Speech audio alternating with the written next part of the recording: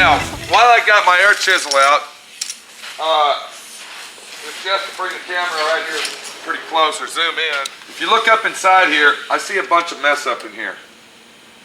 And I see a bubble. What I'm going to do with my air chisel is I'm going to chip that undercoating back to see if there's any rust up in there. These 62 Galaxies are pretty common for rusting right in this area. So, chip that back, and if you notice, it's coming off, and it looks like we got us a little problem here. Just as I suspected. Okay, we got a hole that goes all the way through the car. So what I'm going to have to do is I'll have to take my air chisel and chip all this undercoating off in this whole area. I'll have to cut that rust out and patch that up nice and clean.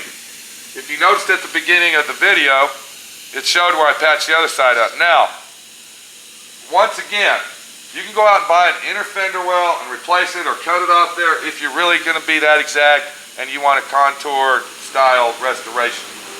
Okay? Or you can go ahead, like you're going to do right here, and take your sheet metal and go ahead and patch that up. If you notice, this car is undercoated. What we'll do after we patch that up, we'll paint it with some rust-proof paint, and we'll go ahead and undercoat it again to match everything else, and you'll never even know that that was repaired. So let me get all that ready. I'm going to take this piece off. I'm going to go ahead and get this piece cut out, get it all ready, and I'm going to show you how to install. So what we did is we cut our rust out. Let's come down here and I'll show you. So when I cut this out, like I said, this was rotted right here. So I went ahead and cut the rust out. You can see where I ended it. That's where the rot stopped. And over in here, we got a real big mess. What I did is I took my air chisel. Now you can take a hammer and a chisel, or you can take a pry bar and chip it out. I took all that undercoating off as far as I need to go. I'll go ahead and cut that out when I get on the inside here, and I'm going to clean that up and replace it. And I've also got this cut out. Now, I got to make this piece real super close or exactly like it was. So if you come over here, I can show you how to do that. So what I do, this is the piece I took out of there. If you look at this line right here, this is where it was folded. See, that's the underlip right there where the quarter panel had been spot welded to it. What I did is I flattened that out. Get it as flat as you can. Then you take your sheet metal, like I have sitting right here, and we go ahead and straighten all the edges out. And we take our magic marker. You want to make sure this sheet metal is nice and clean because it has grease on it, and it's not easy to mark with. So I set that down there, and all I'm going to do, and I'm going to make it a little bit bigger on this end. Now we're already missing this end because it was rotted, so I'm going to have to eyeball it. But I'm going to come out about an inch. See, I'll be able to cut that off. And I'm going to come right here like this.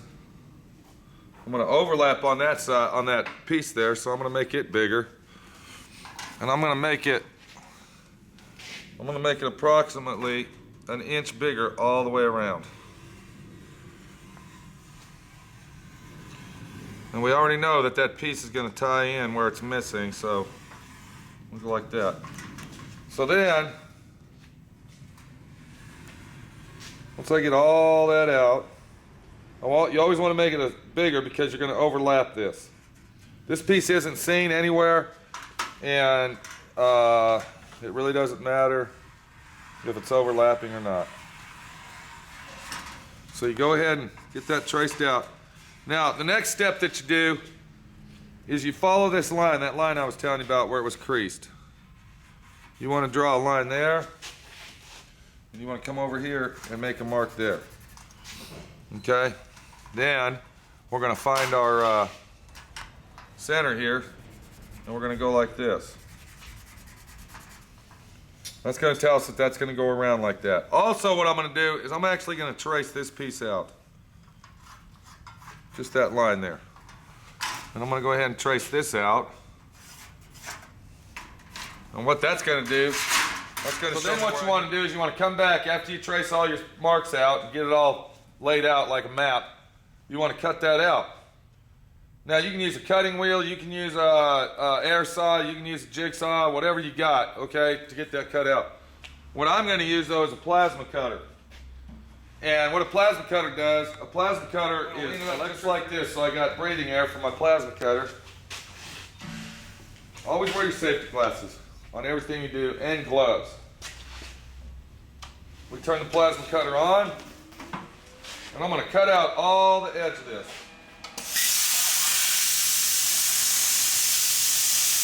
As you can see, a plasma cutter does a very nice job.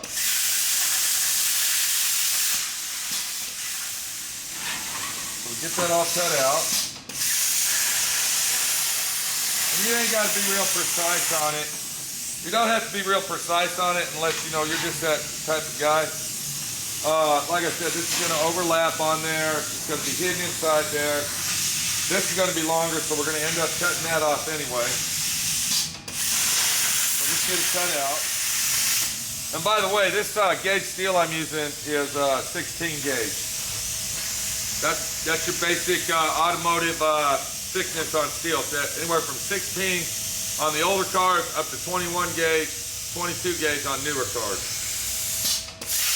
Now, what I got here, I got my layout. So, the next step that I need to do, okay, I'm going to lay that in there. As you see, it's a little bigger all the way around. I marked out where the bends were. I also marked where the end of the lines are, and I noticed I didn't mark this, so I'm going to go ahead and mark that. This is where the end of this end comes out. And I'll mark this right here just as a guideline. Okay, so as I look at that, I see I have this much meat hanging over. That's good. We want that. After we get our quarter panel on it, after I bend all this and form it. You can use the hammers and dollies. All you got to do is take your hammer, your dolly, your vise, you know, whatever you have handy to bend and form the piece that you need. You don't need to have brakes and bands and English wheels and all that. So, if you look right here, that's where my bend was on that thing. So I'm going to line that up, and it does overlap, see? Okay? Now, this one here is going into the structural valley we got. So what I'll do is once I get that started on there spot welded, I'll take my hammer, which is my body hammer you saw up there, and I'll go ahead and make that little valley right there. But basically that's how you cut this out. And we got our piece of metal cut out, and now, as I showed you on the marks, right here, I went ahead and bent that lip, and I followed my line. And this is where it's going to end right here when we stick it up there. So let's go see how that fits on there. And I just did that with a hammer and a dolly and a vise. That's all I did. Okay? So let's go see how it's going to fit. And if I'm looking right, that's going to be a perfect fit. So what I'll do is I'll get that tack welded on there. If you look real close right here, that lip is hitting down there, so I know that's going to be enough. I'll get that tack weld on there, I'll take my body hammer and pound that in and mold it in there, and then weld it on there. Baby